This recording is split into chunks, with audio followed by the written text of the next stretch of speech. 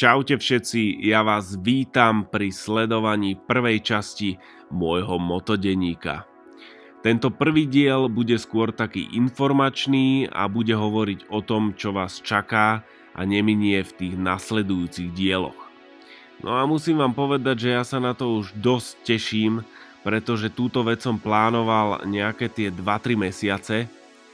Respektíve nie ani tak plánoval, ako dával motorku dohromady, aby ma na cestách nesklamala. No ale poďme rovno na to, že o čo vlastne ide. Pravdepodobne 12. alebo 13. augusta by som mohol vyraziť na svoj výlet po Slovensku.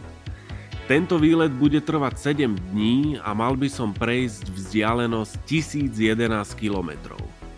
No a my sa teraz spoločne pozrieme, že aké miesta navštívim a po akých cestách pôjdem. Vyrazím z Bratislavy a mojou prvou zastávkou bude mesto Žilina.